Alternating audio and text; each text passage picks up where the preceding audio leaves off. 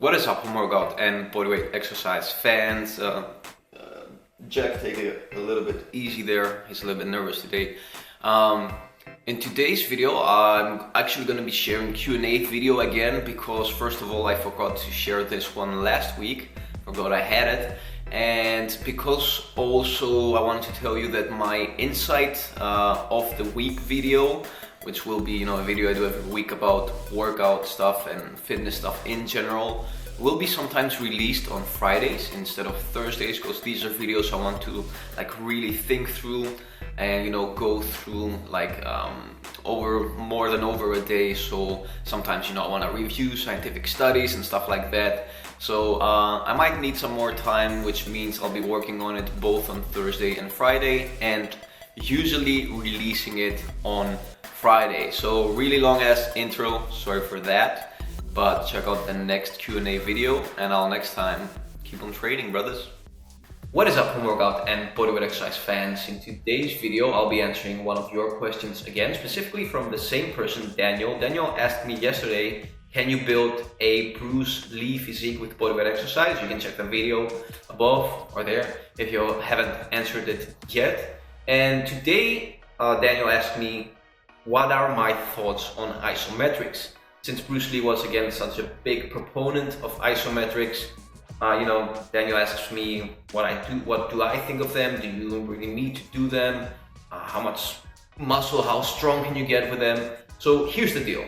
The last couple of months I've been talking about the mind to muscle connection, which is basically how to activate your muscles during a strength training exercise, a bodyweight exercise, and getting maximum results in terms of muscle activation, and then also in terms of building a better physique later on. The reason I've been such a big proponent of this the last months, basically the last half year, is because I've just seen so many results with me in terms of physique, in terms of how more I enjoy my workouts. So isometrics are a great progression when you're working towards practicing your mind to muscle connection, because when you first get started, you first have to learn to flex a muscle without moving at all. If you can't flex your chest, I'm flexing my chest now, you probably can see it. If I can do this on cue without moving anything, how am I going to feel this when I'm doing an exercise? How am I going to get that extra activation? You need to, everybody can flex his bicep, because that's something we do a lot, but with other muscles that you haven't practiced with, for some people it's extremely difficult. And the more you practice this, the more you can do it more efficiently. So using isometrics to learn to activate your muscles is a great way to train as a progression while you're practicing your mind to muscle techniques. I've made a playlist about this. You can check it out above.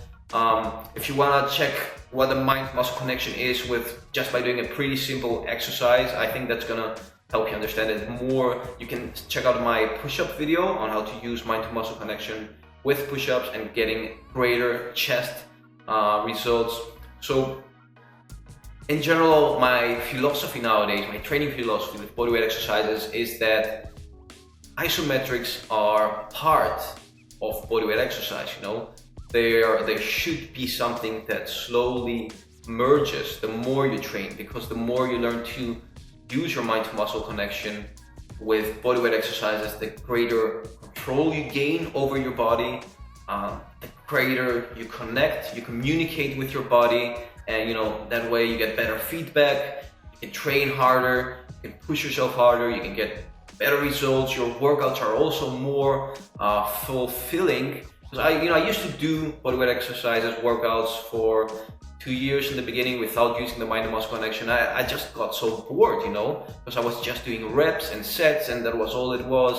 So I was just on a constant hunt of getting more reps. But once I learned to put my ego aside and work on the mind to muscle connection, I was doing more mindful workouts. I was feeling my body more. It was a greater challenge for me, to get the best activation of this muscle and that muscle, and keeping my form extremely clean and strict. And and although I started that for basically to, you know, let go of my ego with counting reps all the time. So I also got a lot better results in terms of physique, which I didn't really expect, I didn't even think about. So mind-to-muscle connection also helps with injuries. You know, if you've been doing countless reps and banging your body up and down and having elbow joint problems, wrist problems, you know, mind-to-muscle, I've seen with a lot of people, I'm constantly getting messages that, you know, they feel so much better, they have less injuries. So it's a better, a more healthier way to train, a more fulfilling way to train. And, you know, once you learn to combine these techniques, you never look back. You know, I could never do simple reps, you know, just for without feeling anything and, you know, just banging my body up and down nowadays, now that I've been used to applying these techniques. So I hope this covers your question, Daniel. I wouldn't do isometrics just for the fun of doing isometrics, you know. Pretty handy alternative if you're injured, if you're on a bed, you know, maybe you had a leg injury, so you can train the rest of your body if you can't get off the bed, you know, by doing isometrics. In such cases, pretty handy technique. Otherwise, learn to combine both for maximum results. So I hope this video helps, and I'll next time